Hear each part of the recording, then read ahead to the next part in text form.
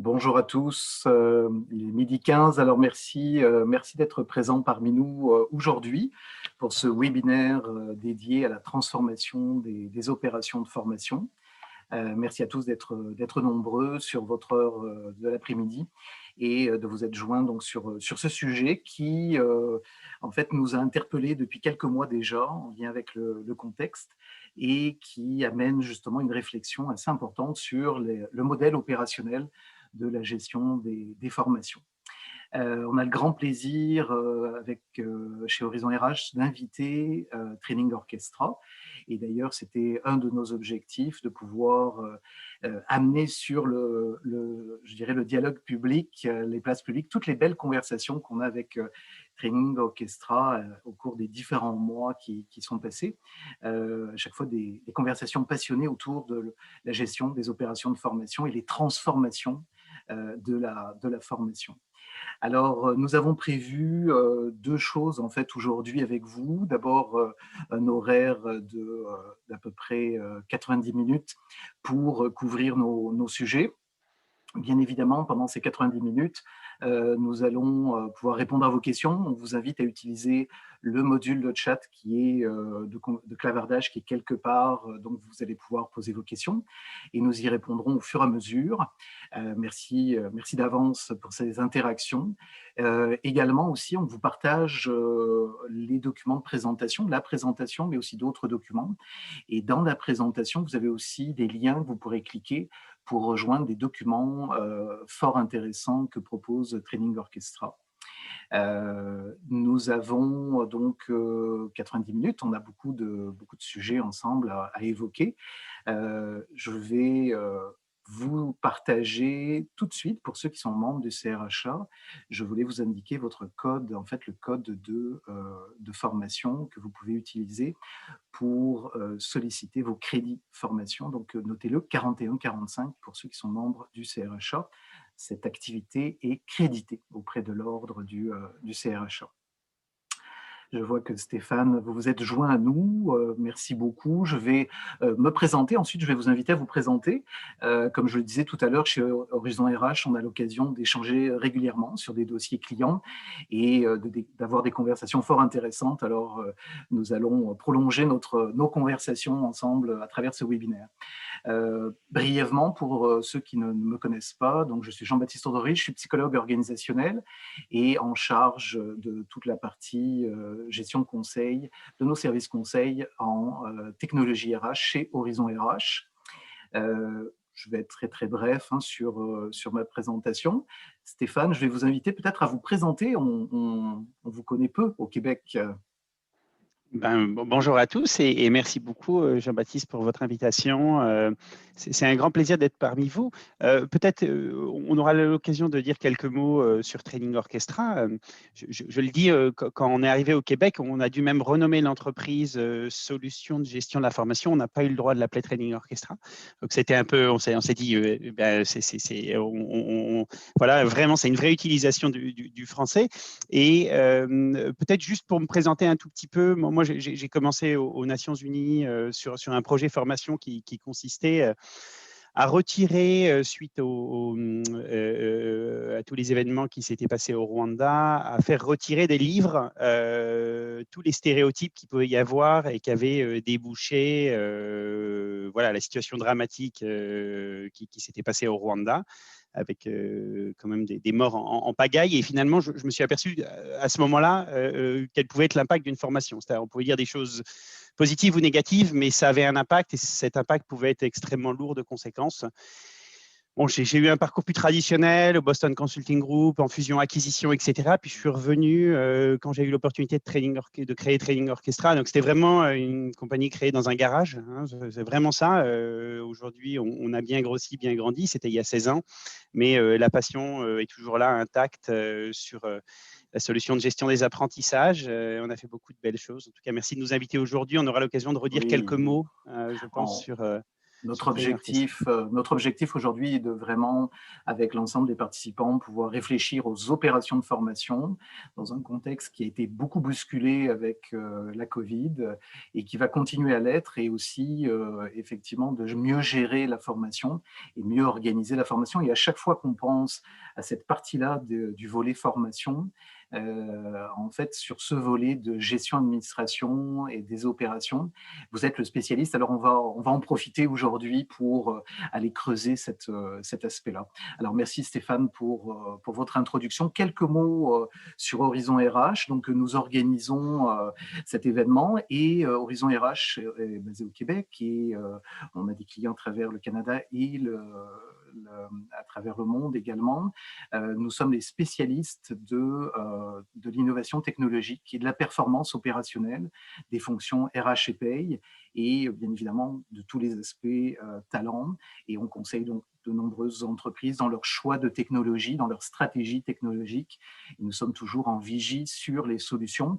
Et justement, par rapport à Training Orchestra, vous avez un positionnement très, très spécifique que vous nous expliquerez tout à l'heure, et qui est un morceau manquant très souvent dans les dossiers que l'on rencontre chez nos clients. Donc, on va pouvoir mieux comprendre ce rôle que vous jouez et comment ça peut aider nos participants à optimiser et transformer donc les opérations RH. Quelques mots avant de débuter aussi sur notre parcours de formation. Je vous affiche ici en fait notre calendrier d'activités au cours de l'année. Alors, chers participants, si vous avez des sujets qui vous intéressent en particulier au-delà de la formation, nous avons tout un programme pour l'année avec des dates qui sont déjà placées, avec des sujets très différents, de la paye, les opérations de RH, la transformation numérique, la sécurité, mais aussi tout le volet talent qui est en orange, avec des formations courtes ou des formations un petit peu plus longues. Alors, prenez-en note, et puis il nous fera plaisir de vous recroiser à travers ces multiples activités. Nous le faisons puisque nous organisons aussi le salon HR Tech Montréal, qui a eu lieu en 2019, reporté pour l'édition 2020 à 2022. Mais entre aujourd'hui et 2022, nous vous proposons en fait ces activités-là pour vous permettre de continuer à rester en vigie, rester alerte sur la transformation des différents éléments technologiques en ressources humaines. Alors, notre vocation est de vous informer, puis également de vous diriger ou de vous accélérer vers des bons partenaires et des technologies intéressantes. Voilà pour l'introduction. Alors, je vous invite, on va débuter en fait notre séminaire, notre activité. Premier point, en fait, je vais vous parler un petit peu du sommaire. En fait, on va prendre un petit peu la mesure du contexte actuel dans lequel nous sommes, et aussi je vous partagerai une revue de notre vigie sur l'industrie de l'apprentissage, en vous précisant les joueurs importants, les mouvements, les changements qui opèrent dans ce marché, puisqu'il y a des nouveaux termes, il y a des nouvelles technologies qu'il faut connaître dans ce paysage bouillonnant. Et également, ensuite, nous parlerons plus précisément des opérations de formation avec Training Orchestra, de l'amélioration du ROI, et aussi avec un élément de démonstration. On a vraiment à cœur de pouvoir montrer, voir qu'est-ce que peut faire Training Orchestra, et on le fait d'ailleurs pour l'ensemble de nos activités. Et on répondra tout au long à vos questions et réponses. On essaiera de garder un petit peu de temps à la fin pour toutes vos autres questions. Alors, je vous invite en fait, à une réflexion plus large, avant d'écouter Stéphane, en fait, sur le changement. Dans quel contexte sommes-nous actuellement? Où sommes-nous rendus aujourd'hui? J'ai fait une petite compilation de la littérature récente là, sur les priorités puis les changements dans lesquels on est. On ne peut pas parler de transformation, des opérations de formation, sans avoir une réflexion très claire et importante sur la transformation des métiers, des compétences.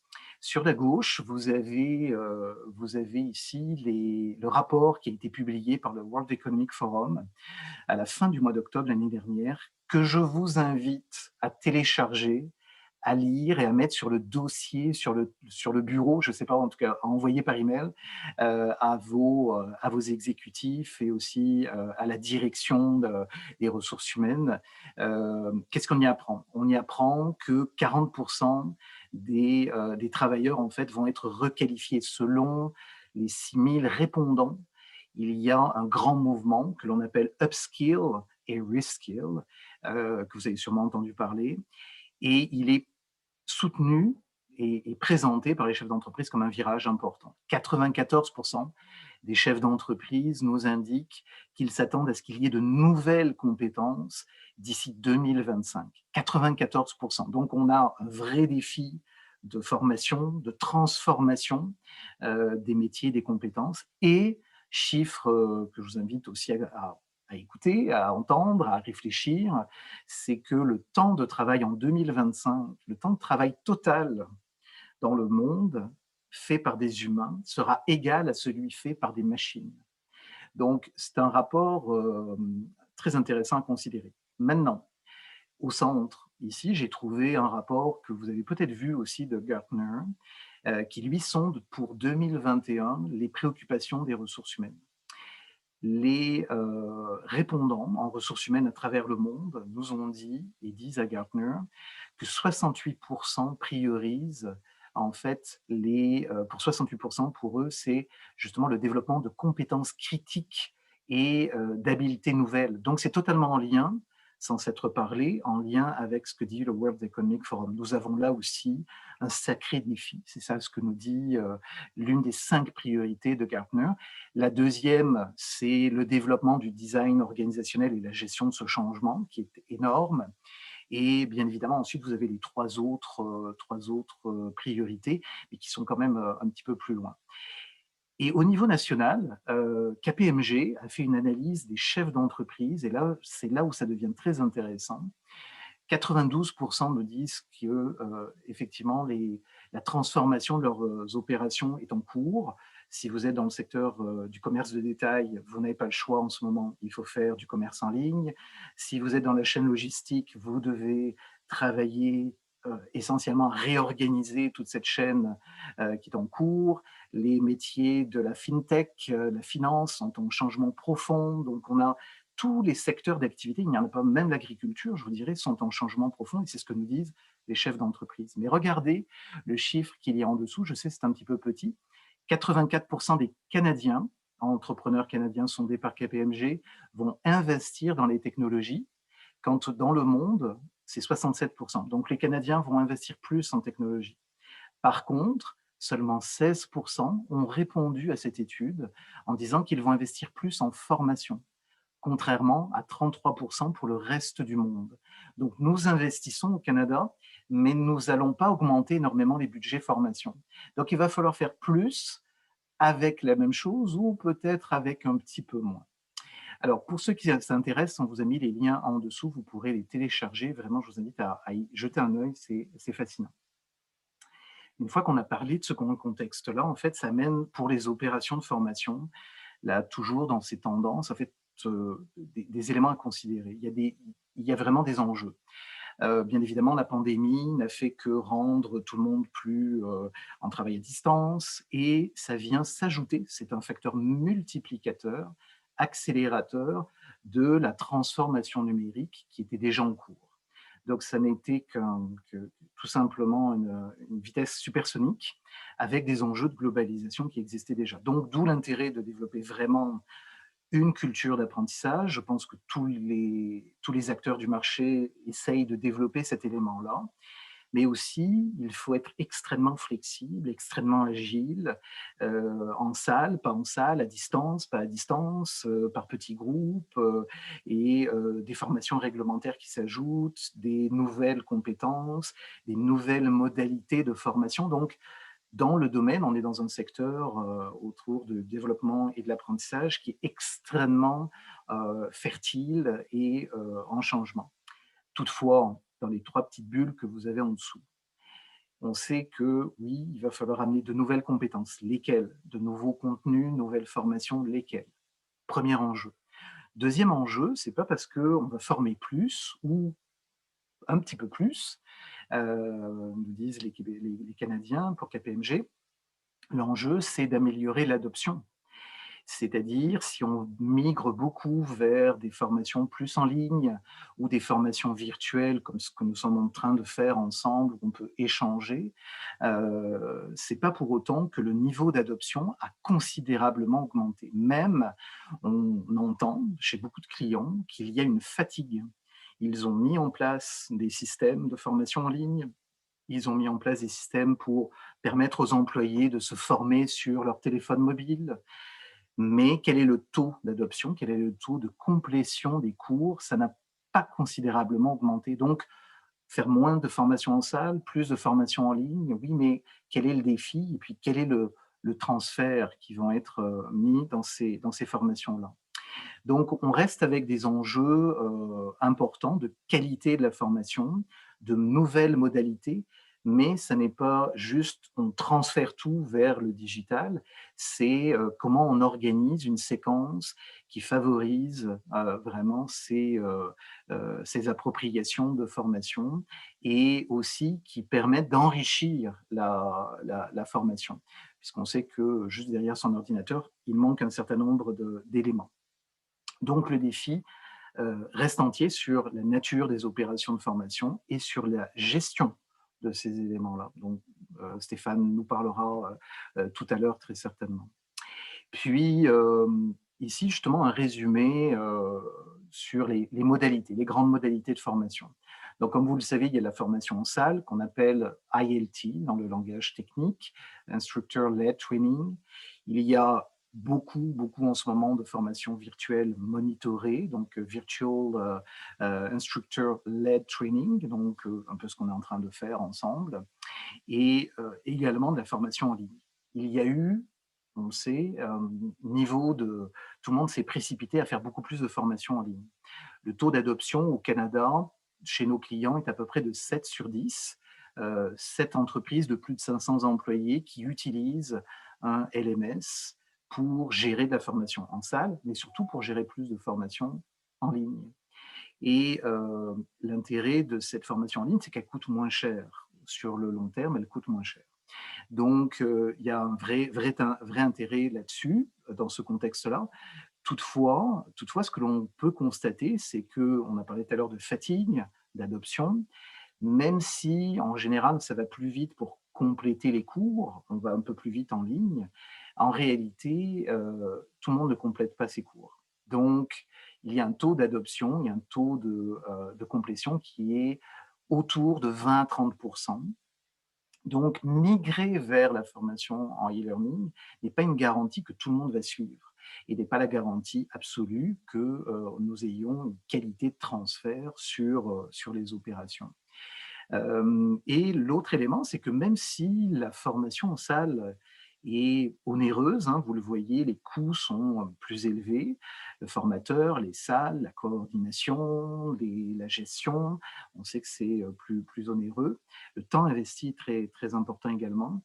Mais par contre, ce que nous dit Brandon Hall Group, en fait, depuis quelques années, c'est que le transfert de formation est bien meilleur quand on est en salle, quand on est en relationnel et en social, en interaction, quand on est pleinement impliqué et totalement sollicité. La socialisation est meilleure et en ce moment, on sent qu'il y a un besoin de socialisation, on sent que c'est un élément qui devient critique dans l'intérêt de vos employés. Et aussi, c'est beaucoup plus d'éléments informels. Bien évidemment, il se passe des choses dans ces sessions de formation-là. Donc, il y a tout un arbitrage et on cherche des moyens de mitiger finalement les avantages et les coûts de chacun. Et dans la partie basse du tableau, ce que l'on vous présente, en fait, c'est les stratégies d'optimisation. Alors, ce qu'on a vu, c'est qu'on va vers plus de formation au poste de travail, directement au poste de travail, plutôt que de se rassembler dans des grandes salles, et aussi des casques virtuels de réalité augmentée dans certaines industries très pointues qui investissent pour faire de la formation en situation de travail. Dans les formations virtuelles, on va venir rajouter du co-développement, des échanges, Ce qui fait qu'il faut coordonner aussi ces activités-là, il faut les gérer, les favoriser et faire le lien entre des activités formelles de formation, mais aussi du mentorat et du coaching. Donc, ça n'est pas juste l'événement formation, mais c'est aussi comment on l'encadre avant et après, comment le gestionnaire réceptionne quelqu'un qui est parti en formation, l'inclut dans ses conversations continues sur carrière, développement, maîtrise du poste, partage, échange à travers l'équipe. Donc, il y a des discussions à créer. Et sur le volet e-learning, ce que l'on a vu très récemment, c'est des éléments sur justement la formation en ligne avec les Learning Experience Platforms ou expériences d'apprentissage, des plateformes plus fluides, plus simples à gérer aussi, qui amènent ces éléments-là. Et beaucoup de nos clients nous questionnent sur comment on peut faire de l'apprentissage mixte, donc du blended learning, et coordonner tous ces efforts, encadrer un peu de formation en salle avec un peu de e-learning, du virtual learning, et comment on peut coordonner ça et segmenter pour dynamiser et réduire les coûts, mais aussi garder l'engagement. Donc, il y a un vrai défi là-dessus. Et dernier point qui est vraiment en un questionnement, c'est justement de favoriser l'apprentissage à même le travail. Donc, learning in the flow of work et apprendre dans le contexte pour que ce soit pertinent. D'ailleurs, en fait, dans les enjeux d'optimisation de ROI, ce que l'on sait, c'est que votre budget, actuellement, il est très certainement autour de cette formation virtuelle. Hein. Donc, vous êtes 80%, c'est de la formation en salle et de la formation monitorée. 20% de votre budget peut être en ligne. Donc, si vous aviez à réduire vos coûts, si vous aviez à optimiser vos fonctionnalités et garder cet objectif de accompagner la transformation des compétences, ça passerait certainement par une meilleure gestion du budget de votre formation en salle et des formations virtuelles en ligne. Stéphane, peut-être vous pourriez ajouter quelque chose sur cet élément-là autour du… C'est vraiment votre sujet, le retour sur investissement. Qu'est-ce que ça vous inspire? Oui, c'est un sujet qui est important parce que finalement, une des grosses questions qui est posée, c'est comment augmenter le retour sur investissement de la formation. Et pour ça, évidemment, le retour sur investissement, c'est le retour divisé par l'investissement. Le retour qu'on attend de la formation, c'est le taux de rétention que vous évoquiez tout à l'heure. Et le taux de rétention, c'est de 80% ou 76% pour une formation en salle. Par contre, elle est de 20% pour une formation de e-learning. Et la proportion est un peu inverse quand on regarde le montant de l'investissement. Une formation en salle, c'est coûteux, et une formation en e-learning, c'est moins coûteux. Donc, ce qu'on doit travailler si on veut augmenter son ROI, son retour sur investissement, donc le retour divisé par l'investissement, quand on est en présentiel, en formation en salle, ce n'est pas tant le retour qui est bon, hein, le retour étant le taux de rétention, c'est plutôt ce que ça coûte. Et donc, du coup, comment travailler à optimiser réduire l'investissement, c'est-à-dire faire, pour vous paraphraser un petit peu, faire plus avec moins. Hein, et c'est l'inverse exact quand on parle du e-learning, c'est-à-dire que le taux de rétention, c'est ce qui doit être amélioré. En investissement, ça a des coûts qui sont raisonnables, on va dire, mais le taux de rétention, il est de 20%. Et donc, du coup, c'est pour ça aussi qu'on voit pas mal de technologies comme les Learning Engagement Platform, Learning Experience Platform, qui finalement travaillent à faire en sorte que, eh bien, en fait, il y a un meilleur taux de rétention, facilité à retenir, à apprendre, parce que c'est ce qu'on veut de la formation. Ce n'est pas juste de dépenser. Ce qu'on veut, c'est qu'il y ait un rendement, un retour sur investissement. Et du coup, souvent, c'est l'occasion de mettre un petit coup de projecteur en disant, ben, c'est vrai que la vaste majorité du budget investi est sur la formation avec un animateur, instructeur-led, que ce soit virtuel ou que ce soit en présentiel. Finalement, comment arriver à travailler, à réduire les investissements, à faire plus, mieux et pourquoi pas avec moins, ou à faire plus et mieux, au moins avec autant. C'est un des objectifs, effectivement, à travailler. Alors, ça fait une transition avec justement la revue de l'industrie, puis je vais être assez bref, je vois qu'on avance déjà assez vite, mais justement, il y a des nouveaux, sur le volet e-learning, en fait, il y a des nouvelles plateformes qui sont apparues. Alors, je prendrai quelques minutes là pour simplement introduire pour l'ensemble de nos participants à ces technologies qui sont présentes sur le marché. Sur le segment de gauche, le grand carré en fait que vous avez gauche ici, on vous a présenté quelques joueurs. C'est impossible de vous présenter tout le monde, mais quelques joueurs que l'on croise assez fréquemment sur le marché québécois ou canadien. Des acteurs qui peuvent être open source, qu'on voit essentiellement dans les environnements publics, parapublics, associatifs, des acteurs de milieu de gamme en LMS. Il y a aussi des joueurs, vous allez voir, d'entrée de gamme que je vais vous présenter juste après, et des solutions intégrées, les modules de formation, des solutions intégrées en gestion des talents. Ça, c'est ce qu'on appelle traditionnellement les LMS, qui font de l'administration et de la gestion, de la programmation de vos activités de formation.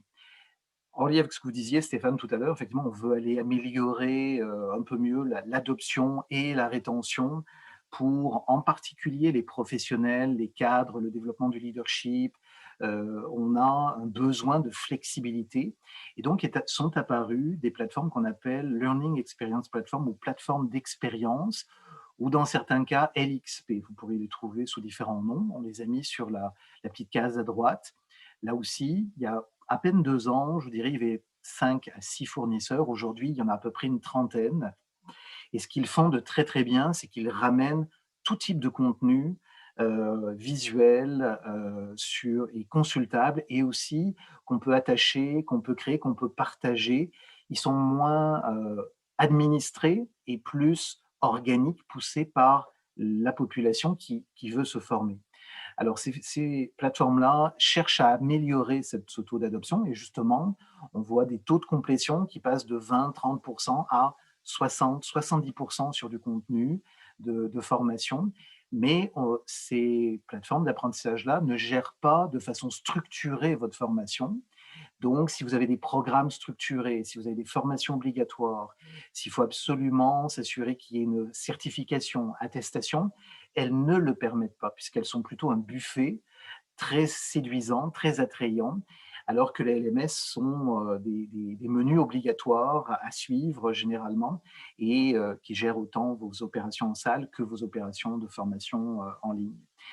Et donc, dans le paysage, on voulait placer Training Orchestra justement comme système de gestion des ressources de formation. Vous nous en parlerez un petit peu plus tout à l'heure. Donc, il vient en complément à la fois au LMS et à la fois au Learning Experience Platform, et qui peut venir faire le pont aussi avec des solutions de gestion de la paye et gestion et administration de la paye, avec là des événements de vie au travail, donc des dates anniversaires, du onboarding, des dates de probation, des programmes obligatoires par type de poste, par profil d'employé, donc qui peuvent vous donner de la donnée qui gère vos RH et qui ensuite vont aller gérer vos activités de formation. Alors voilà pour un paysage, et pour bien placer les termes, retenez que les Learning Experience Platform ont le vent en poupe, surtout pour des professions, des spécialistes et des cadres. Et quand on regarde en fait le paysage de technologies canadien en gestion de la formation, alors premier constat, c'est qu'on a beaucoup de fournisseurs locaux et dans différentes catégories. On a des solutions très nichées qui sont très très spécialisées, par exemple du micro-learning, de ce qu'on appelle aussi de la formation adaptable, adaptive learning, Apprentix ou Axonify, qui sont canadiens et qui vraiment adressent cet enjeu de dynamiser les activités de formation en ligne. Et on a des solutions d'entrée de gamme ou des solutions de milieu de gamme. Donc, vous noterez Absorb, Brightspace, Docebo qui est basé à Toronto, YouExpertise qui est à Montréal, Lara, Iluxi, Didact. Donc, on a un grand choix disponible, et aussi on a des solutions plus spécialisées, dont des Talent Management Systems, dont vous pouvez prendre le module de gestion de la formation. Alors ça, c'est pour le paysage. Je ne rentrerai pas dans les détails. Si vous avez des questions, je vais répondre spécifiquement sur le chat dans quelques instants. Donc voilà un petit peu pour le paysage. Et Training Orchestra donc, occupe une place particulière là-dedans. On va y venir sur la gestion de la formation. Alors, on va vous proposer une petite coupure, juste prendre quelques questions. En fait, à la fois, il y a peut-être des questions en ligne et on va vous envoyer un sondage. On va vous inviter à répondre au sondage tout de suite. Donc, Hélène, si tu veux bien nous partager le sondage, ça va nous permettre à tous, on va vous inviter à répondre à 3 questions. Première question, donc j'espère que vous êtes toujours avec nous. Première question, quelles sont les principales difficultés pour votre équipe développement et formation dans la gestion quotidienne de formation en salle ou formation virtuelle avec un animateur? Alors, vous avez plusieurs possibilités de réponse. La première, ne pas tirer le meilleur parti de nos ressources, formateurs, salles, équipements. Deuxième option, une gestion manuelle des formations en salle ou virtuelle. Donc, vous avez beaucoup de transactions à faire et essentiellement, vos opérations de formation reposent sur Excel. Une gestion et communication complexe avec les instructeurs, donc les formateurs. Un travail en silo. Donc, vous avez des équipes qui travaillent dans différents systèmes. Vous devez coordonner, répliquer, rattacher l'information unifié, difficulté à suivre et contrôler les budgets et le coût. Les rapports, les suivis sont des enjeux, surtout si on ne veut pas augmenter trop nos dépenses, malgré nos défis. Et vous avez également difficulté à recueillir des données. Donc, on vous invite à répondre à cette première question. Deuxième question, on vous invite, en fait, quel est le pourcentage de formation en classe? Que anticipez-vous pour l'année qui s'en vient? Est-ce que ce sera chez vous moins de 25%, entre 25 et 50% de vos volumes de formation, entre 50 et 75% ou plus de 75%? On vous invite à répondre à cette question-là si vous en avez une petite idée. Et quelle solution utilisez-vous actuellement? On aimerait un peu mieux vous connaître là-dessus. Est-ce que vous utilisez des feuilles Excel pour gérer justement vos activités de formation et des agendas avec Outlook et Google? Un système maison, l'externalisation de services de gestion d'apprentissage ou une solution dédiée justement en gestion des ressources de formation, Training Resource Management System, TRMS. Alors, on vous invite à répondre, à attendre vos réponses et peut-être aller voir si vous avez des questions en parallèle. Donc, attendre quelques instants. Puis Hélène, quand vous aurez un bon niveau de réponse, on vous invitera à nous partager les réponses.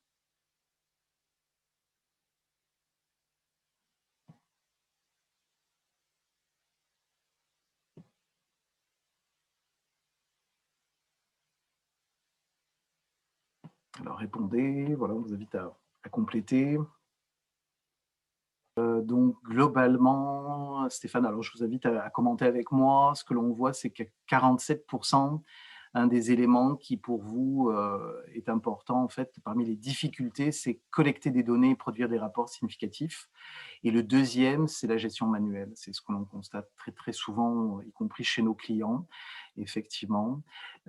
Cette année, vous prévoyez moins de 25% à 62% d'entre vous. Donc, vous continuez certainement des formations virtuelles en ligne, ce qui nécessite un certain nombre de choses. Et les outils que vous utilisez le plus sont des outils de feuilles Excel. Ça correspond, je pense, en tout cas de notre côté, ça correspond beaucoup à ce que l'on voit sur le marché actuellement. Des réactions, Stéphane, puis je vous laisse la parole ensuite pour Non, compléter. c'est vrai, pas tellement de surprises dans les réponses. Ce qu'on voit, c'est que les entreprises aujourd'hui se sont assez équipées de LMS, de Learning Management System, tout simplement pour faire la transition vers plus de e-learning, vers la digitalisation des contenus. Mais sans surprise, on voit que bien que doté souvent des meilleurs LMS, et vous en avez fait une liste, eh bien en fait, il reste une gestion assez manuelle sous Excel. C'est ce qui ressort de la gestion de la formation, un pilotage budgétaire qui est peut-être un peu délicat à faire, alors qu'on sait que ça représente 80% de l'investissement formation et que justement, c'est la dimension rationalisation de l'investissement quand on parlait tout à l'heure du retour sur investissement, c'est la rationalisation de cet investissement qu'il faut pouvoir travailler. Donc, effectivement, ça confirme une tendance qui est que les entreprises sont assez bien équipées de LMS, de Learning Management System, mais qu'on continue à avoir une gestion de l'apprentissage en salle ou virtuelle qui s'effectue avec Excel ou des Google Spreadsheets. Et alors, je vous laisse nous préciser comment, justement, qui est Training Orchestra, brièvement, et ensuite, comment vous voyez-vous l'optimisation de la formation et les différents éléments. Je vais vous laisser la main pour la manipulation. Merci Jean-Baptiste. Oui, peut-être un petit mot sur Training Orchestra. Là, effectivement, c'est quelques références, mais si on revient éventuellement sur juste la slide un peu avant, en fait, nous sommes éditeurs de solutions de gestion de l'apprentissage. On va faire en sorte qu'on pilote toute la planification des activités de formation, les animateurs, les salles, les lieux, optimiser le taux d'occupation des ressources. On va pouvoir également piloter la dimension financière. On fait ça pour à peu près 600 clients dans le monde. On est présent dans 16 pays, dont le Canada, et notre siège social est à Montréal. Et on gère plus de 6 milliards de dollars canadiens de budget de formation, que ce soit pour des départements formation ou que ce soit pour des centres de formation, hein, puisqu'il y a des problématiques qui sont en commun. On voit qu'il y a une vraie transformation de la façon dont les apprentissages se font par les instructeurs. On voulait essayer également montrer quelques tendances, mais peut-être également en termes de clientèle, on va avoir, je disais, à la fois des départements formation, Jean-Baptiste, mais également des organismes de formation. On peut équiper à la fois du grand client. Je crois que le plus grand client va avoir 4 millions de personnes gérées chaque année, mais on est également en mesure d'équiper des entreprises de middle market, et c'est d'ailleurs le cœur de notre activité. Ces entreprises de croissance qui vont gérer 500, 1000, 2000 départs en formation chaque année. Donc forcément, notre œil là peut être attiré par des Lloyds Bank Group, par des Pfizer, par des Cisco, mais on fait aussi de l'entreprise de proximité, et ça depuis plus de 16 ans. Peut-être si on peut passer sur la prochaine slide. Ce qu'on voulait mettre en avant, c'était finalement essayer d'expliquer un petit peu ce qui se passait aujourd'hui autour de l'industrie de l'apprentissage. Qu'est-ce qu'on voyait? Tout d'abord, on voyait un boom de la dimension d'apprentissage en salle et virtuelle, c'est-à-dire que la partie comment dire, apprentissage en salle ou virtual instructor remonte. Donc ça, c'est un point qui est assez important. Et pourquoi? Bien parce que les gens ont besoin de cette dimension humaine. On est tous aujourd'hui en dématérialisé, voilà. Et ça, donc, ça crée un boom assez important de l'apprentissage en salle avec un instructeur, salle virtuelle ou pas. Deuxième chose qu'on constate, c'est qu'on voit une grande complexification de la formation avec animateur. Pourquoi? Parce que auparavant, beaucoup des formations pouvaient se passer en salle physique et on avait besoin d'un animateur pendant 3 jours. Désormais, on a des formations qui vont s'étaler sur 6 séquences d'une demi-journée pendant 3 semaines, parce que vous n'allez pas mettre pendant 3 jours quelqu'un sur un Zoom, c'est quand même assez compliqué. Donc en fait, on passe d'une gestion qui était quand même plutôt simple à une gestion qui est beaucoup plus complexe de sessions qu'on appellerait discontinues. Et avant, on mettait un animateur. Maintenant, on met un animateur, mais on met aussi quelqu'un pour supporter l'utilisation de Zoom, donc un producteur, etc. Et donc, du coup, on est venu mettre plus de ressources. Et il y a eu une vraie complexification de ce sujet de gestion des apprentissages. Troisièmement, en fait, on voit que les dépenses en anticipation, les entreprises, et c'est certainement lié au fait aussi que tout le monde est conscient du fait qu'il ne sera pas possible de recruter. et qu'il va falloir faire avec les équipes dont on dispose, ce qui veut dire upskilling, reskilling. Si on cherche une compétence, on peut l'acheter sur le marché, ou alors on peut mobiliser ces équipes en interne pour transformer ce qu'ils font. Du coup, en faisant ça, eh bien, en fait, ça nécessite des budgets de formation en plus. Alors, c'est pour ça que 62% anticipent une augmentation des investissements en formation. Mais point numéro 4, il y a également une pression financière assez forte où c'est vrai que on n'hésite pas à faire pression, les directions financières, sur les budgets de formation. C'est finalement assez facile de réduire un budget de formation il suffit de le décider et de couper les formations. Et finalement, en même temps, il faut faire plus de formations. Donc, globalement, on nous dit il va falloir faire plus, puis il va falloir faire plus avec moins, il va falloir rationaliser. Et donc, ça, c'est aussi une grosse tendance. Et le dernier point, c'est le sujet des technologies. C'est-à-dire que plus que jamais aujourd'hui, alors je parle là avec nos lunettes formation, mais ça doit être sûrement vrai dans d'autres domaines, c'est que les entreprises investissent dans des solutions qui peuvent démontrer facilement leur retour sur investissement et un retour immédiat. Ce qui peut parfois s'opposer à des choses très sexy, très innovantes, etc. On sait que les Learning Experience Platform, même si la tendance est un petit peu est lourde, si tu veux, ont été, si vous voulez, un petit peu moins populaires cette année, tout simplement parce que c'est un petit peu plus difficile de démontrer effectivement comment va évoluer le taux de rétention, etc. Donc voilà, donc ça c'est une tendance aussi qui nous a beaucoup aidé à grossir, puisque finalement, il y a plus de besoins, il faut rationaliser les investissements, faut des retours investissements démontrables et immédiats, et puis ça devient ingérable sous Excel. Et même si on a le meilleur LMS du monde, et beaucoup d'LMS étaient cités, j'ai vu dans le chat qu'il y avait aussi quelques questions sur pourquoi ne pas citer. C'est vrai que c'est toujours compliqué, il y a 750 LMS, donc c'est toujours, et vous avez raison, complètement difficile de pouvoir tous les citer. Mais globalement, on a beau avoir le meilleur LMS du monde, on continue à gérer sur Excel ses ressources et sa gestion de l'apprentissage. Peut-être un autre point qui est important, c'est d'abord un taux d'utilisation. Donc, il y a 4% des entreprises qui n'utilisent pas de présentiel, qui n'utilisent pas de formation avec animateur. Et on voit que les proportions ont changé, bien évidemment, sur la partie droite, avec plus de formation virtual instructor-led training, hein, plus de formation, ce qui surprendra personne.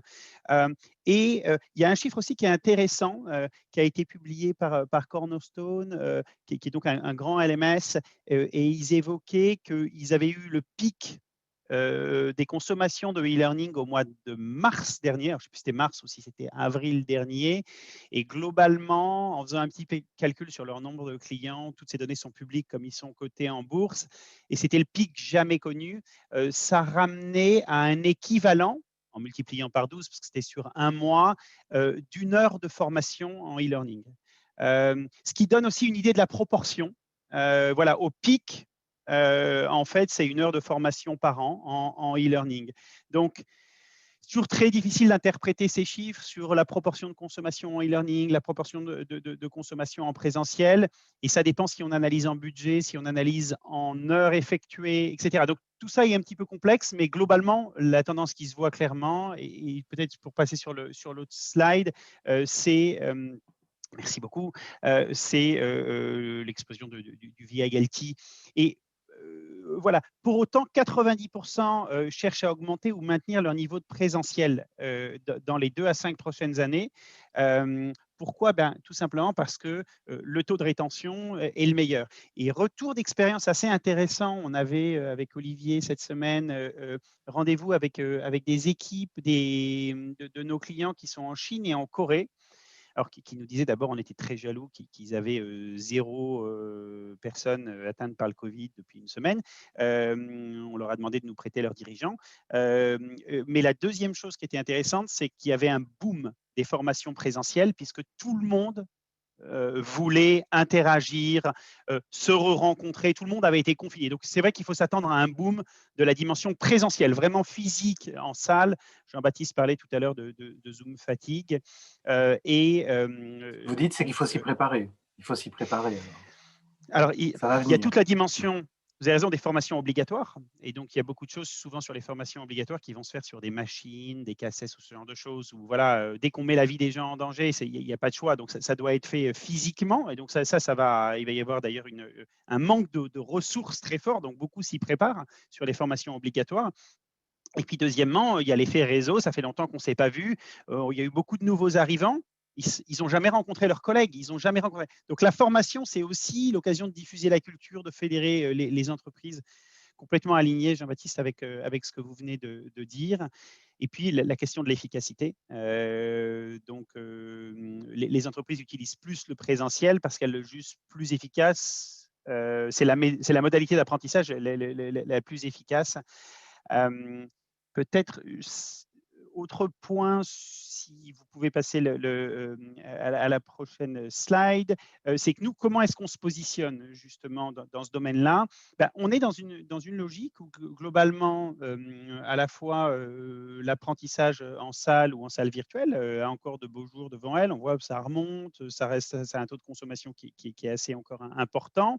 Et que les entreprises ont les meilleurs LMS du monde, mais continuent à gérer avec des feuilles Excel toutes leurs activités de formation, de planification. Et Training Orchestra n'est pas un LMS. Alors, on nous confond toujours, on ne s'appelle pas Learning Orchestra, on s'appelle Training Orchestra.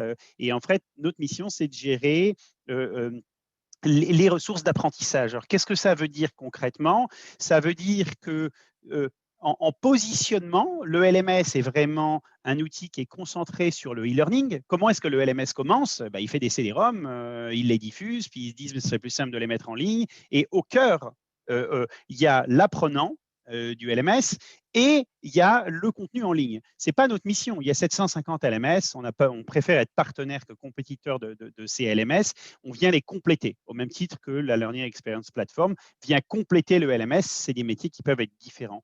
En quoi, nous, on est différents? C'est qu'on fournit une solution de gestion des apprentissages qui permet de rationaliser l'investissement, de garantir une utilisation optimale des ressources qui sont les plus stratégiques. C'est vos animateurs, c'est vos salles, c'est le matériel que vous utilisez. Pouvoir contrôler et piloter les coûts également en temps réel et vous faire gagner du temps. Ce n'est pas toujours optimisé. Alors, j'ai vu tout à l'heure la réponse, on avait 14% travaillé en silo. Je m'attendais à plus, mais ce n'est pas toujours optimisé que de gérer ça sous des feuilles Excel. Et puis, on permet de sécuriser les opérations de formation. Est-ce que l'animateur il vient bien tel jour? Est-ce que c'est bien confirmé? Je veux dire, s'il n'y a pas d'animateur, que vous avez du monde qui attend, ça va être assez problématique. Voilà comment est-ce que nous, on se positionne Training Orchestra. Et Stéphane, comment vous pourriez, parce qu'on comprend bien la notion de LMS, on comprend aussi les nouveaux joueurs qui sont les Learning Experience Platform, LEP, qui offrent d'ailleurs des avantages très intéressants et qui sont des compléments souvent au système administré en LMS. Comment ce système de gestion des ressources vient compléter un LMS que nos participants ont peut-être déjà installé et qu'ils utilisent? En quoi vous venez compléter? Nous, on vient compléter, on va essayer tout à l'heure de l'illustrer en faisant une petite démonstration. C'est que nous, TRMS, donc Training Resource Management System, on s'intéresse à la planification des ressources, l'optimisation du taux d'occupation des animateurs, le pilotage de l'investissement formation en temps réel pour pouvoir contrôler et ajuster. Là où le LMS vraiment se concentre sur le learner et sur l'accès au e-learning. On va se concentrer sur la ressource, qu'est-ce qui est coûteux et stratégique, là où le LMS va se concentrer sur le learner. Et donc, du coup, en ce sens, on se complète. Donc, typiquement, un grand client va venir vers nous en nous disant j'ai des animateurs, j'ai des salles, j'ai du matériel et je pilote toute ma planification, toute ma gestion des ressources sur Excel, ce n'est pas optimisé. On voudrait que nos animateurs qui sont des ressources coûteuses, rares, compétentes, travaillent plus. On va avoir du mal aussi à travailler avec nos experts. Alors, les Américains diraient subject matter experts, qui sont soit internes, soit externes à l'entreprise.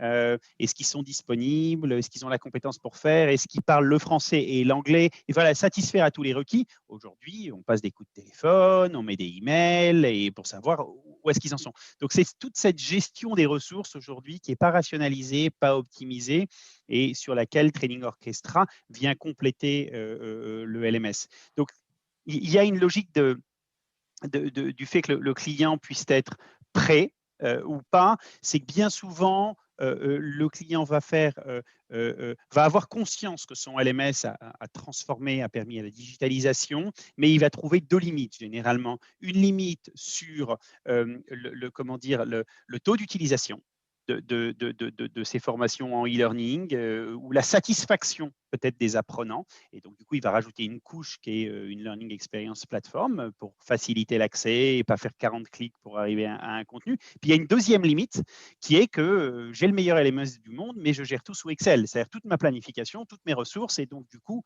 généralement, il va se tourner vers Training Orchestra.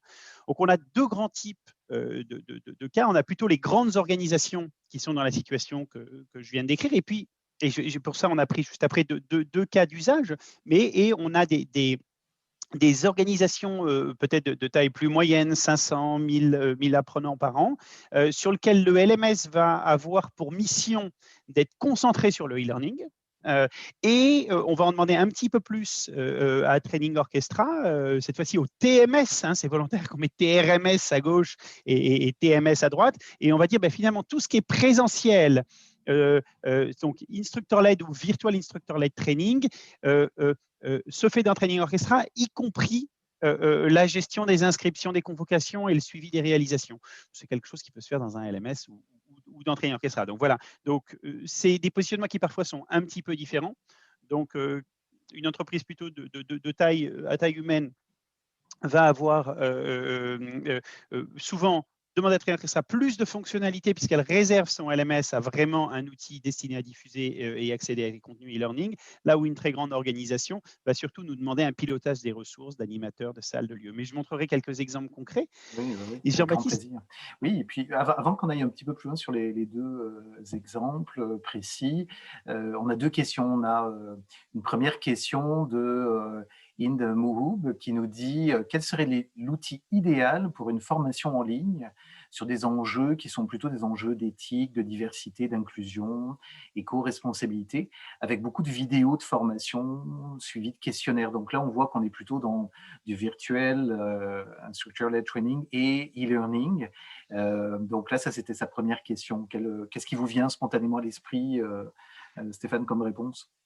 Nous, si vous voulez, on essaye d'être assez indépendant du LMS, puisqu'en fait, comme il y en a 750, on n'essaye jamais de recommander un plutôt que l'autre Plutôt que l'autre, oui. et d'être assez indépendant. C'est un peu une question sur laquelle je vais avoir du mal à répondre. En tout cas, bon, il y a des grands acteurs qui étaient cités tout à l'heure par Horizon RH, par Jean-Baptiste, et en fait, vous trouverez, je pense, votre bonheur dans ces grands voilà, il dépendra un petit peu, je parle sous votre contrôle Jean-Baptiste, de si ces formations éthiques, etc., sont obligatoires ou pas.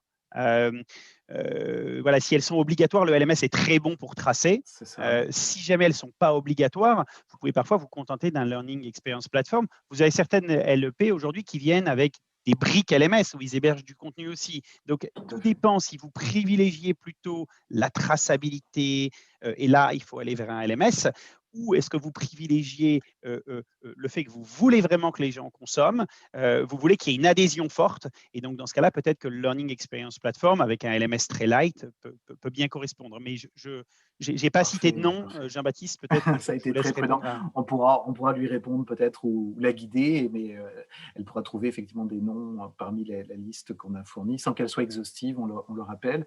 Et donc, on a une autre question de Maude qui nous demande comment avez-vous calculé en fait en disant que c'est moins cher le e-learning, hein. Donc, peut-être on peut répondre à deux là-dessus, mais Stéphane, qu'est-ce que vous répondriez? Quelle belle question.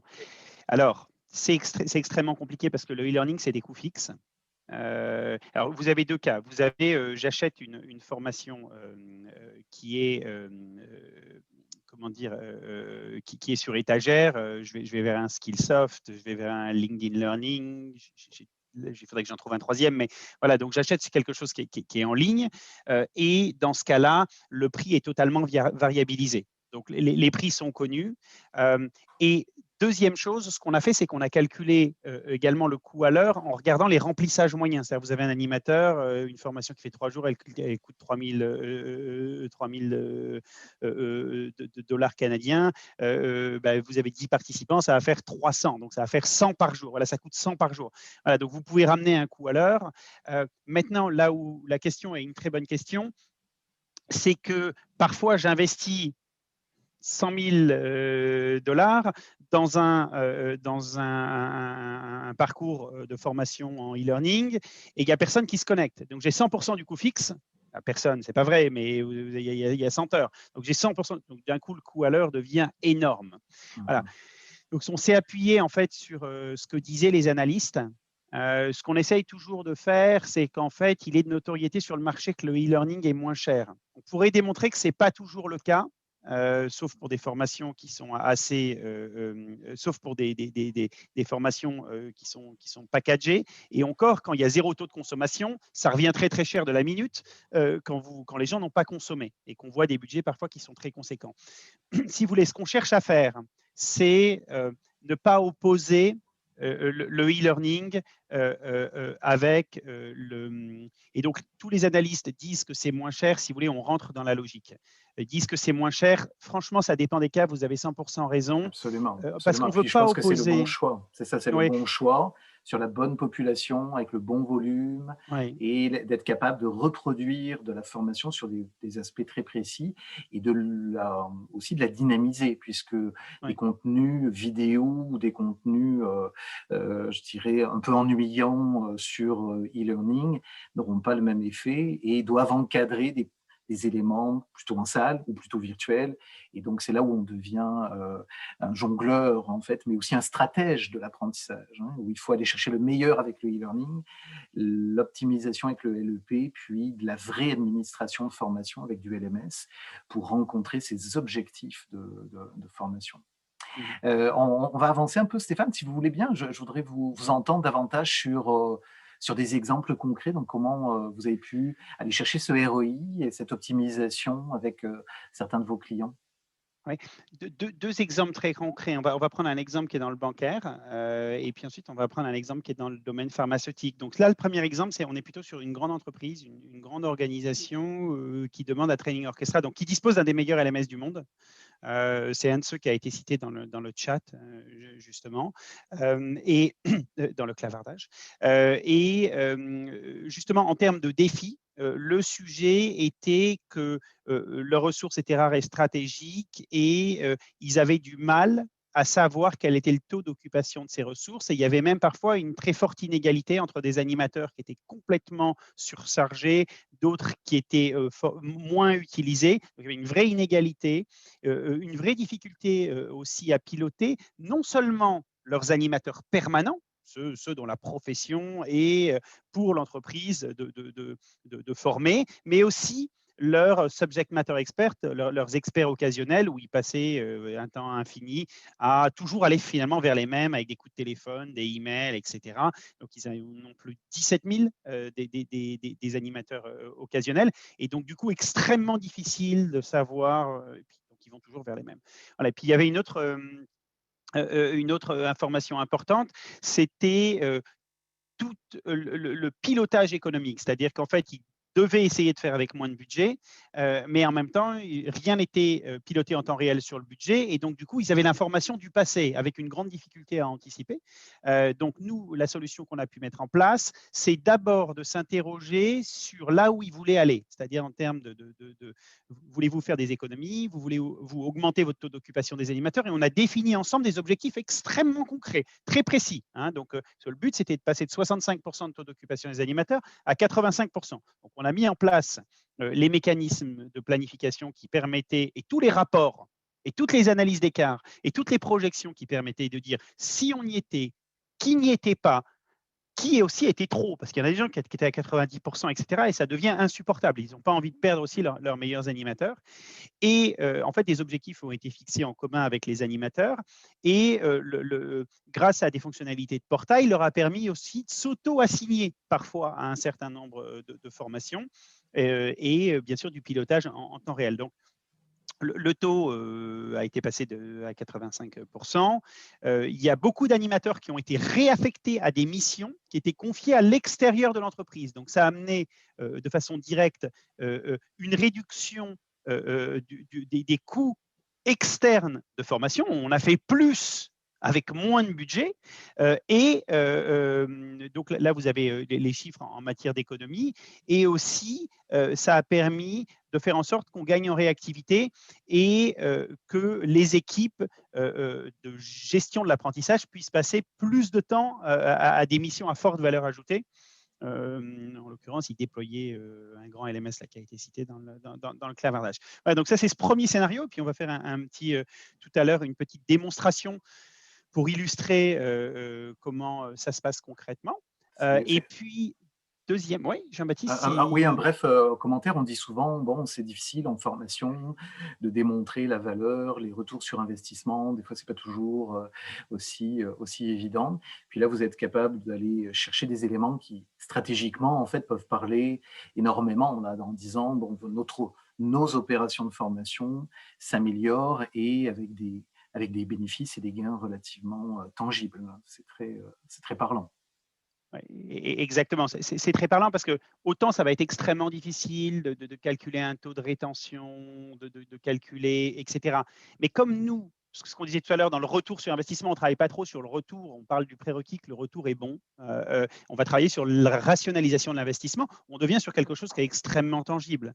C'est pour ça aussi, je disais aujourd'hui, Training Orchestra a aussi beaucoup le vent en poupe parce qu'on arrive assez facilement à démontrer quelque chose, à démontrer un retour investissement très tangible d'une solution. C'est assez simple à démontrer. Et si vous voulez, vous prenez les meilleurs financiers pour le faire, ils confirment, les chiffres sont bons, ça tient la route, c'est là qu'il faut aller. Donc voilà, on a un certain nombre d'outils de simulation aussi qui permettent de prendre des décisions. Il ne faut pas que tout le monde cherche à passer de 65% à 85% de son taux d'occupation des animateurs. Je veux dire, chacun a sa problématique. Hein. Donc, on essaye aussi de dire, mettons en place une solution avec une logique de résultat. Et c'est là-dessus qu'on travaille. On ne travaille pas à la fonctionnalité, on travaille au résultat et s'engager sur le résultat. Donc ça, c'est une première logique plutôt grand compte. Et donc, on est concentré en positionnement sur la gestion plutôt des ressources. Une organisation plus petite, là, dans le secteur pharmaceutique? Dans le secteur pharma, un de ceux qui fabriquent le vaccin. Là, en fait, la logique était un petit peu différente parce qu'ils ont beaucoup de chaînes de prod. Et dans les chaînes de production, ils ont des populations qui n'ont pas forcément, qui sont pas dans une logique de self-service. Ce qui fait de type ouvrier, ingénieur sur ces chaînes de production, etc. Et donc, du coup, le LMS va être réservé à quelques cadres, va être réservé vraiment sur la partie learning et tout le reste s'effectuer à la main. Hein, donc, il doit y avoir à peu près 5% de e-learning, mais tout le reste s'effectuer manuellement, y compris inscription, convocation, suivi des réalisations, gestion des salles d'attente. Et comme il y a beaucoup à upskiller des gens, donc ils intègrent énormément de personnes compte tenu de la situation, il faut aller extrêmement vite.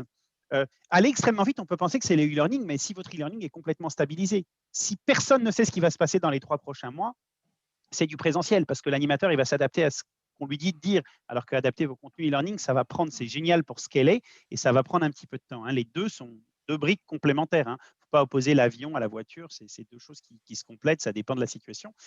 C'est la même chose en matière de formation. Et donc, ils avaient très peu de ressources également dans les équipes de formation. Donc, globalement, l'idée, ça a été mieux exploiter le budget formation et les ressources. Aussi mieux engager la relation avec les experts dont ils disposent. Et il y a beaucoup de compétences en interne. Et du coup, globalement, aujourd'hui, donc, ils ont gagné beaucoup en taux d'occupation des ressources, en taux de remplissage. C'est un sujet qui est souvent laissé de côté dans un LMS. Pourquoi? Même quand ils le gèrent, c'est que le LMS, il part d'une logique, c'est tout va être en e-learning. Regardez, vous prenez ce que disaient les grands analystes il y a 15 ans. Le e-learning disparaîtra en 2002. Ensuite, ils ont dit que ça disparaîtrait en 2010. Ensuite, ça disparaîtrait en 2020. Puis finalement, vous voyez, la formation présentielle monte. Donc, du coup, il ne faut pas opposer ces deux choses-là. C'est ces deux choses qui sont complémentaires l'une de l'autre. Les deux coexistent.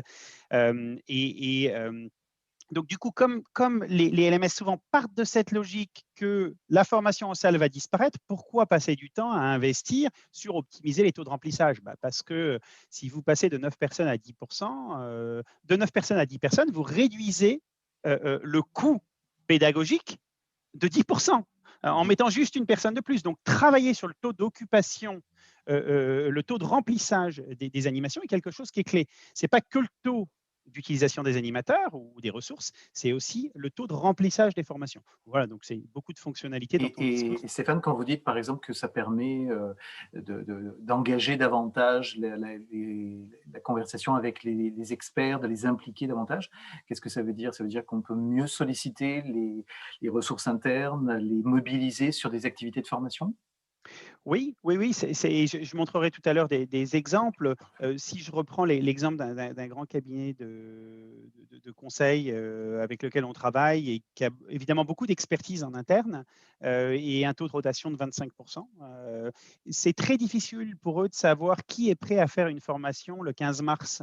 Et d'ailleurs par l'espagnol, est situé sur Miami et dispose des compétences. Donc, du coup, finalement, ils vont passer un certain nombre de coups de téléphone, etc. Là où nous, on a une plateforme qui permet de connecter les animateurs et qui permet, par exemple, D'aller chercher communiquer l'expertise, avec la communauté. Hein, c'est le l'expérience beurre avec la de… communauté et d'être Ouais, une ouais. entreprise, en tout cas avec la culture apprenante dans l'ensemble. Et, Ça le rend exactement. tangible. Mhm. Ouais. Et trouver un animateur interne, pardon de vous interrompre, Jean-Baptiste, mais trouver un animateur interne ou externe, mais avoir le choix de cet animateur et pouvoir parfois privilégier l'animateur interne. Pourquoi? Parce qu'il est culture maison. Parce que il va savoir comment expliquer les choses aux équipes et on aura un peu moins à le briefer qu'un animateur externe. C'est malheureux à dire, mais ça peut coûter aussi parfois beaucoup moins cher et ne pas permettre de décaissement d'argent. Voilà, donc c'est des choses sur lesquelles on travaille et je vais essayer de le montrer pour que tout ça apparaisse Ouais. bien concret. Parfait. Alors peut-être résumons brièvement sur la formation optimisée, puis après on pourra aller sur la démonstration de training. On veut voir, on veut constater peut-être en quelques secondes les conclusions finalement sur Oui, l'optimisation de formation. en quelques secondes, en fait, donc 4 axes principaux. D'abord, bon, c'est optimiser la planification et l'utilisation des ressources. Deuxième grand sujet qui est d'optimiser les investissements de formation, pouvoir rationaliser les investissements de formation et puis pouvoir sécuriser les opérations de formation. Ça paraît simple, mais il y a vraiment une logique pour nous de pilot checklist, de tour de contrôle avec tout ce qu'il y a à faire, qui doit le faire et quand. Ça paraît simple, mais si on oublie d'inviter l'animateur, c'est catastrophique. La formation, on a 20 personnes qui sont arrivées dans la salle ou dans la salle virtuelle, on n'a pas d'animateur et c'est une vraie catastrophe. Donc ça paraît simple, mais toute cette gestion des tâches, quand parfois les équipes sont en silo, etc., et pas un petit détail. Et puis le dernier axe qui est évidemment tirer le meilleur parti des données pour pouvoir analyser les budgets et être dans une logique de rationalisation. On est capable de rationaliser ce qu'on connaît. Quand on n'a pas l'information sur là où on en est de son budget, ça va être difficile de le rationaliser. Ça va être difficile de l'optimiser. Ça va être difficile d'anticiper pour prendre des mesures correctrices. Mais essayons d'avoir une vision un petit peu concrète du sujet. Et est-ce que Jean-Baptiste, ça vous paraît opportun de faire une petite démonstration de la solution Oui, maintenant? allez-y, allez-y, allez-y. Est-ce que vous êtes en mesure de je, prendre la main? Oui, je vais partager mon écran. Dites-moi dès que Oui, vous pouvez on voit. le voir et C'est puis on parfait, peut peut-être merci. couper ma vidéo, comme ça on pourra se concentrer sur le sujet. Donc là, en fait, je vais commencer par une logique plutôt grande entreprise, donc qui était le premier cas d'usage que j'avais présenté. Et finalement, là, je suis connecté en tant que Nicolas, hein, et en fait, je vais avoir la possibilité de paramétrer et de nommer d'ailleurs, désolé pour le nommage en anglais, mais de nommer comme je veux mes différents rôles, comme par exemple un rôle de planificateur. Donc, dépendant de mon rôle, je vais avoir plus ou moins de fonctionnalités, hein. Est-ce que ma mission, c'est surtout de faire de la planification? Est-ce que c'est aussi piloter, de rationaliser le budget? Est-ce que c'est de gérer les inscriptions? Donc, en fonction de mon rôle, je vais avoir différentes responsabilités, que je sois un animateur, où je vais me gérer moi-même, ou alors gérer une équipe d'animateurs, ou que je sois le patron de la formation monde, etc. Et puis, sachant que je peux positionner chacun sur un périmètre de données, lui donner la permission de voir les données au Canada seulement, ou de pouvoir voir les données juste au Québec, ou de pouvoir piloter la formation au niveau mondial, et dans quelle devise, puisqu'en fait, on disait que l'investissement était au cœur, et donc pouvoir le piloter.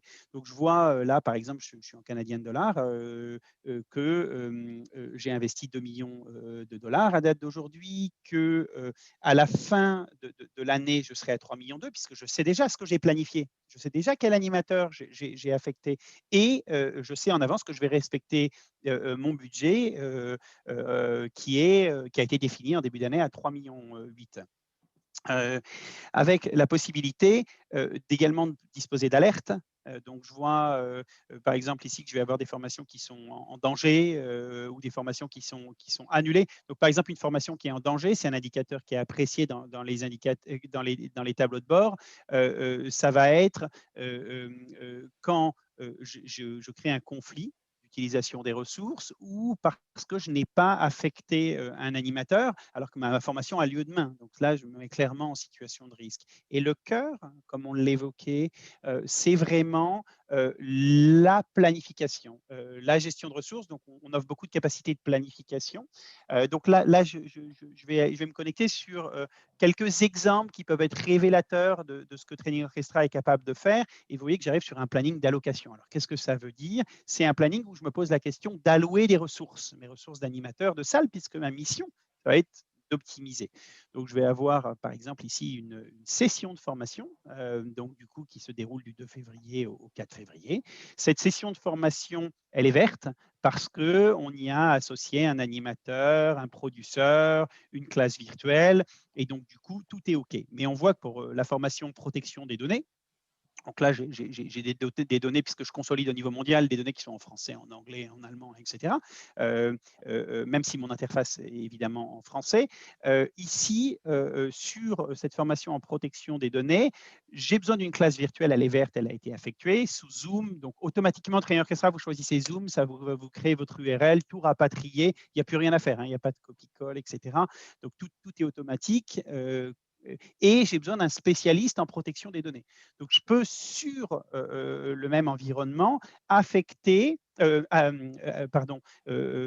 identifier les différents animateurs, tout simplement en filtrant ceux qui sont capables de former sur de telles formations. Alors, malheureusement, j'en ai aucun qui est disponible. Je vois que William, il est en train d'animer la formation Employee Life Cycle. Je vois que Albert, il est pris pendant 4 jours. Gerhard, lui, il est en train de faire de la conception pédagogique pendant 2 jours. Essayons de voir et de le déplacer, cette conception pédagogique, puisque c'est une activité interne, à la semaine prochaine. Ce que j'ai la possibilité de faire désormais qu'il est libre, c'est de sélectionner et puis d'affecter Gerhard à cette session de formation. Désormais, ça va être dans son planning animateur. Il va recevoir directement l'invitation dans son agenda. Ça va bloquer la ressource et ça va me dire, bon, vous êtes tout bon sur cette formation, elle est passée en verte. Alors, il m'en reste d'autres à régler, des formations, puisque je vois que j'en ai encore pas mal qui sont en orange, voire parfois en rouge. Donc, je peux avoir la formation qui est courte, des formations qui sont extrêmement longues. Et puis, là où je peux me simplifier la vie, c'est que j'ai la possibilité de pouvoir, si cette formation, j'ai à l'organiser plusieurs fois durant l'année, eh bien la dupliquer. Donc, je viens juste cliquer sur dupliquer et puis je réponds aux questions. Combien de fois vous souhaitez organiser cette formation? Disons que je vais l'organiser 3 fois. Je vais simplement choisir mes dates, choisir mon lieu de formation. Est-ce que je prends ou pas le même formateur, les mêmes ressources, et créer automatiquement toutes ces formations, ces sessions, pardon. Et ce qui est assez sympa, c'est que quand vous choisissez le lieu, automatiquement, ça va vous rapatrier la bonne time zone. Sujet pour ceux qui ont des LMS, vous savez Oui, comment c'est c'est géré. très, Oui, c'est vraiment important, cette partie-là. Quand vous êtes faites vos calculs mondial, dans dans votre tous les tête. cas, c'est top. Ouais, voilà. Et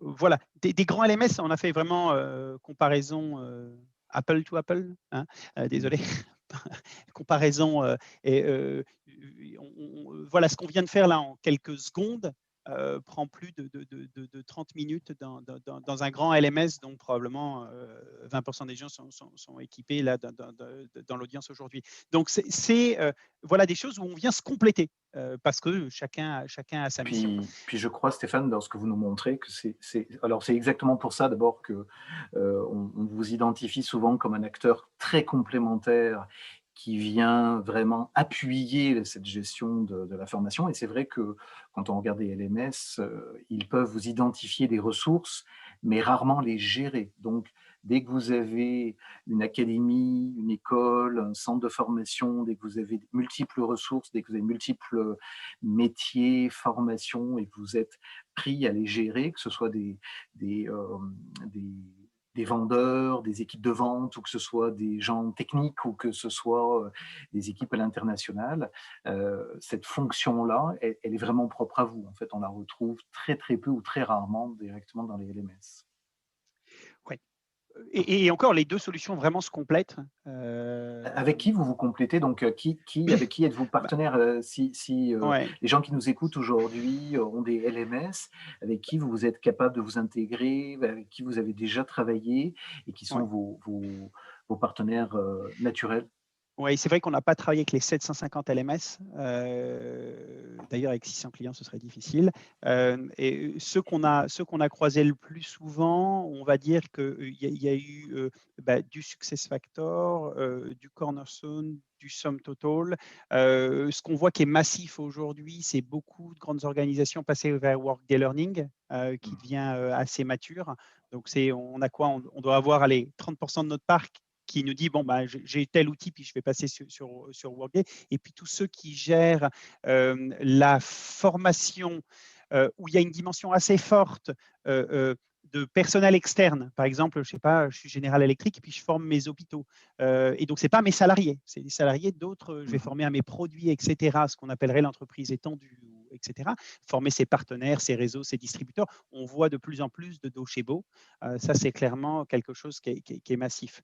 Bon, après, je ne les ai pas cités, là, j'en cite 5-6, mais ouais, il y a 750 LMS Donc, voilà, et mais on vous pouvez travailler s'interface avec avec. tous. Vous pouvez travailler avec tous, On peut travailler avec potentiellement. tous. Mhm. Oui, on peut travailler avec tous.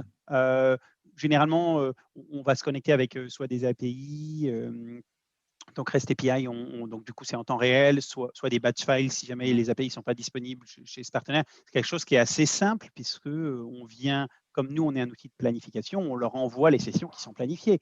On a affecté les ressources, on a optimisé, on pilote les budgets et puis le reste du cycle se passe chez eux. Ça c'est plutôt la logique grande organisation.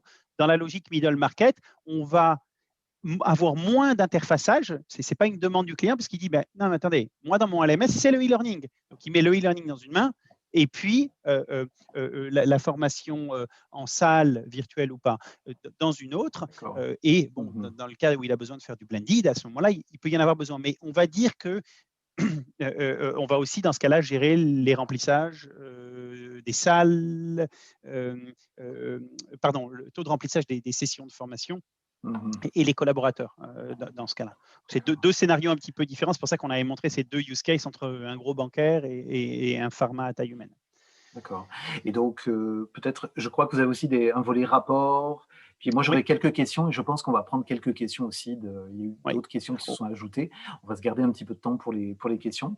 Donc, sur le super. Ouais. volet, je vous laisse finir de nous présenter la Ouais. solution brièvement. Super. Ce qui est assez sympa, c'est que en fait, quand on associe une ressource, finalement, voilà, je vais rentrer dans une session de formation, mais quand j'associe ma ressource, je vais récupérer ma dépense en temps réel. Et donc, du coup, si jamais c'était de l'USD, ça va être converti automatiquement en Canadian dollar, parce que moi, je veux juste voir du Canadian dollar. Et donc, du coup, ici, ça va me piloter mes coûts. Mais vous avez totalement raison. On peut le voir directement ici, le voir depuis les tableaux de bord, mais également pouvoir extraire la donnée et donc du coup se générer, je sais pas, des rapports, par exemple sur mon taux d'occupation des animateurs. Donc ça, c'est des choses que je vais pouvoir gérer. Je sais pas, voilà, tout ce qui va concerner les animateurs, et je vais pouvoir extraire mes données ou les filtrer directement dans des rapports Excel et puis dire, voilà, mon taux d'occupation, il est de 80% sur Austin et puis 94% sur New York. Voilà à quoi j'utilise mes animateurs, à faire du delivery à 29%, du design à 13%, et puis à comparer comment j'utilise mes animateurs. Là, on est sur un cas qui est plutôt des gens qui ont des animateurs permanents, mais c'est la même chose sur les subject matter experts, sur les animateurs occasionnels. Et ce qui va être assez sympa, c'est la possibilité de démocratiser la création des rapports avec la possibilité de dire, moi, j'ai besoin de créer mon rapport. Je ne sais pas, sur les formations, je vais prendre voilà, toutes les informations dont j'ai besoin et j'ai juste à glisser, déplacer. Et même si c'est des données complexes que j'ai besoin d'utiliser, comme voilà, je vais pouvoir descendre à des niveaux inférieurs et puis vraiment me créer mon rapport, automatiser la production de ces rapports et y intégrer mes propres camembert, mes propres pie charts, bar charts, mes propres données graphiques automatiquement dedans et choisir mes langues puisque j'ai le droit d'utiliser dans la Alors, langue. je pense qu'il y a plein de questions qui vont émerger, Stéphane. J'ai une question d'un participant anonyme, je ne sais pas qui nous a posé la question, mais je vais vous la lire. Dans le cas d'une intégration avec un LMS, est-ce que l'invitation aux employés à une formation est faite par Training Orchestra ou elle est faite par le LMS? Et conséquemment, est-ce que la complétion de la formation est capturée dans le LMS dans le cas de formation réglementaire, par exemple? C'est deux excellentes questions.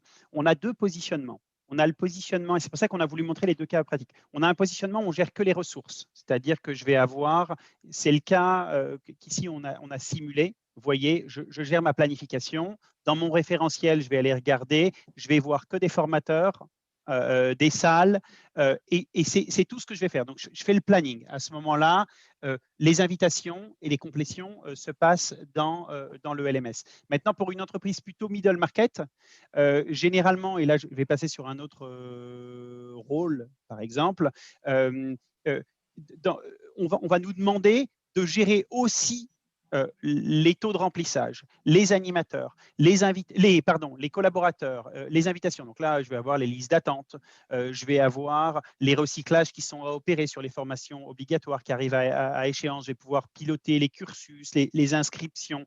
Et quand je vais aller typiquement, je ne sais pas, je vous montre un autre planning de formation, où dedans, je peux choisir d'afficher, par exemple, le nombre de participants. Juste pour vous prendre une, voilà, là, je vois que j'ai 3 participants. Je peux directement convoquer depuis ici, ou mieux encore, parce que moi, je suis un petit peu paresseux, je préfère aller dans ma gestion documentaire, choisir une convocation, dire, bon, voilà, je vais envoyer à 13 000 personnes, sauf celui-là. Je démarre le process. Et ce qui est assez sympa, c'est que je vais tracer, c'est plutôt ici, grâce à ma tour de contrôle, qu'est-ce qui a été fait ou pas. Voyez, est-ce que les convocations ont été envoyées? Est-ce qu'on a envoyé les confirmations? Est-ce qu'on a préparé les salles? Donc, orange, j'ai à le faire. Rouge, je suis en retard. Vert, c'est fait. Et on se paramètre comme on veut ces jalons, hein, ces milestones, c'est jalons en français, on se les paramètre comme on veut. Et dans ce cas-là, on va traquer, si on gère les collaborateurs, la complétion dans Training Orchestra pour une bonne raison. C'est que souvent, et c'est pour ça qu'en fait, on est très utilisé dans les pays réglementés, gérer le 1% formation au Canada, gérer BBBEE en Afrique du Sud avec égalité d'accès, c'est qu'on va pouvoir tracer combien d'heures ont été faites en un clic par telle personne. Là où souvent, ça peut être un petit peu plus binaire dans un LMS et il a participé, il n'a pas participé. Ce n'est pas exactement comme ça parce que quand vous pilotez des coûts, il est venu 2 jours sur 3, on va lui donner sa cote-part de 2 jours de coûts, mais peut-être pas pour le 3e jour, sauf si vous avez une autre règle dans l'entreprise. Donc ces choses-là, si vous voulez, on va gérer très à la maille, de façon extrêmement fine. Et on est obligé, de toute façon, quand on gère la réglementation en France, quand on gère la réglementation en Belgique, le One Person Training Act, quand on gère la réglementation en Afrique du Sud, on est obligé de savoir exactement le nombre d'heures qui a été fait et donc pas juste présent-absent. Donc la complétion, oui, se fait avec beaucoup de détails d'entrée ça. Mais 2 façons de faire. Soit je suis juste un outil de planification et de gestion de ressources, soit je rajoute de façon volontaire tout le pilotage des collaborateurs, ce qui ne s'oppose pas au fait que les inscriptions peuvent se passer dans un self-service. dans le LMS. Mais je vais récupérer, je vais centraliser. C'est ce qu'on va faire, je ne sais pas, pour Schlumberger, par exemple. C'est ce qu'on va faire sur Anglo-American, par exemple. Voilà, ils ont des gens qui ils sont dans les mines en train de creuser, de chercher des diamants. Donc, ils ne sont pas devant un ordinateur. Donc, la gestion se passe dans Training Orchestra et puis ils ont du success factor pour pouvoir. Voilà, j'espère que j'ai répondu à la question. Oui, ben, il nous reste 5 minutes. Peut-être on va prendre des questions. Il y a une période de questions ouvertes. Allez-y, chers participants, n'hésitez pas à poser des questions. En attendant qu'on en ait une ou deux, j'avais une question de curiosité, Stéphane. On va peut-être pouvoir remettre nos vidéos et se voir, du coup, pour Oui. terminer. Moi, j'avais une question, notamment, on voit qu'il y a beaucoup de clients, au-delà des formations réglementaires, mais il y a beaucoup de clients qui ont des enjeux à coordonner des programmes de coaching, de mentorat, de groupes de co-développement qui sont aussi des activités assez un peu plus informelles, mais qui sont quand même à structurer. Est-ce que Training Orchestra peut gérer des coachs comme Alors, ressources, comme des instructeurs, peut coordonner des groupes de co-développement qui sont des fois assez spontanés, et finalement après, on gérait les communications, les suivis et le reporting qu'on a vu tout à l'heure. oui. Alors, on peut gérer un premier niveau, mais on est plutôt positionné, Training Orchestra, en solution de back-office. C'est-à-dire qu'en fait, on ne va pas connecter l'apprenant. Or, il s'avère parfois que le coach a besoin de faire quelque chose avec son apprenant et de connecter l'apprenant. On le fait pour une bonne raison, Jean-Baptiste. Ce serait assez facile à développer. C'est-à-dire que si demain, vous, Jean-Baptiste, vous décidez de lancer un LMS avec des fonctionnalités de coaching, allez, vous êtes prêt dans 3 mois, dans 6 mois, techniquement, c'est assez facile. Avec nos capacités de développement, on pourrait le faire assez facilement. Mais on ne veut pas rentrer en conflit avec les LMS. Il y a 750 LMS, personne n'en a besoin d'un de plus. Et en plus, il y en a des très très bons. Et donc, du coup, on préfère compléter. Ces choses-là peuvent être adressées soit par des LMS, soit par des outils qui se mettent au-dessus des LMS. Et donc, du coup, on a plutôt vocation à être en complémentarité plutôt qu'à être en opposition. On cherche à rester en dehors du learner stratégiquement. C'est pas qu'on n'apporterait pas de la valeur, c'est pas qu'on n'a pas certains clients qui aimeraient bien qu'on le fasse. C'est qu'en fait, on n'a pas envie de se créer comme ça d'un claquement de doigts 750 concurrents, alors qu'aujourd'hui, on a l'occasion d'avoir 750 partenaires. Donc non, malheureusement, on ne le fait pas pour des raisons de positionnement. On va se faire plus d'ennemis. La Suisse essaye toujours de rester assez neutre. On a un comportement assez suisse. Est-ce C'est que un petit pays, mais collaboration ouverte avec pas mal de pays. Parfait. Combien de temps ça prend pour déployer une solution comme la vôtre? Qu'est-ce qu'on peut Alors, attendre quand on a déjà notre LMS, notre système de gestion RH, puis on veut venir rajouter cette capacité de pilotage de nos formations et de coordination de la formation? Alors, on propose toujours deux façons de faire. Une méthode qu'on appelle déploiement rapide, Quick Start, et une méthode qu'on appelle plutôt à la carte. Pardon. Une méthode plutôt par atelier, pardon. Dans la méthode de déploiement rapide, on se déploie en une semaine. C'est-à-dire que finalement, on va ouvrir les accès, on va former l'utilisateur. Là, par exemple, c'est le portail animateur. Alors, il n'y a pas besoin d'être formé au portail animateur pour pouvoir interagir, lancer des appels d'offres, savoir qui est candidat pour former sur quelle formation, ou leur permettre de consulter les contenus de formation. Contenu animateur, pas les contenus learner. Contenu animateur, ça n'a pas besoin d'être formé. Mais quand vous vous voulez gérer de façon optimale vos ressources de formation, ça peut être bien d'être formé. Donc, on va se déployer en une semaine. Par contre, on va avoir des grandes organisations où on va prendre 8 à 12 semaines pour se déployer. Un Citibank, un PNC, un Bank of Montreal, BMO, etc. Où en fait, on va faire des ateliers, s'asseoir, définir des rôles, des processus, s'adapter à leur organisation. Donc c'est plutôt rapide en fait. C'est quelque chose C'est plutôt rapide. assez rapide. Je crois que les entreprises n'ont plus tellement envie de solutions aujourd'hui, je parle sous votre contrôle, où en fait ça se déploie en mois et ils préfèrent que ça se déploie en semaines. Ça va vite. Mais donc, vous pouvez être dans une démarche assez agile et compléter l'infrastructure, l'architecture de learning qu'on voit qui évolue. On en a parlé tout à l'heure avec des enjeux multiples. Je regardais si on avait d'autres questions. Si vous avez d'autres questions, n'hésitez pas. Il nous reste quelques instants pour terminer. Je voudrais en profiter alors pour présenter l'équipe qui est à Montréal, basée sur Montréal. Donc, vous avez les contacts ici. Et vous avez aussi, vous avez été généreux, donc des éléments qui peuvent être cliquables ici pour aller chercher plus d'informations sur les fonctionnalités, sur les indicateurs aussi de gestion que vous utilisez chez Training Orchestra, et également pour avoir une démonstration peut-être un petit peu plus approfondie. Je regarde l'heure, il est 1h45. On a déjà accompli notre temps. Stéphane, je vous remercie beaucoup pour votre temps, pour votre passion aussi. Nos conversations sont toujours animées et riches d'éléments. J'espère pour nos chers participants que vous avez pu apprendre différents éléments, découvrir de nouvelles capacités. Et puis, on vous invite à nous rejoindre sur Horizon RH sur LinkedIn et à suivre nos prochaines activités de formation. La prochaine est le 18 février. On aura l'occasion certainement, Stéphane, de se reparler en cours d'année sur le volet développement des compétences et des talents, un sujet qui reste très marquant pour les prochaines années. Alors, merci beaucoup, Stéphane. Ben, merci à vous pour l'accueil. On espère avoir l'occasion de tous se rencontrer en personne lors d'un prochain salon organisé On par Horizon l'espère. RH. Vraiment, on attend ça. Vraiment, on attend ça. Parfaitement organisé, très bien organisé. D'accord. Merci Et beaucoup, merci Stéphane. pour l'accueil. Merci à tous. Bonne fin de journée à vous et au plaisir de vous retrouver prochainement. À bientôt. Excellente journée. Merci beaucoup. À bientôt. Bye.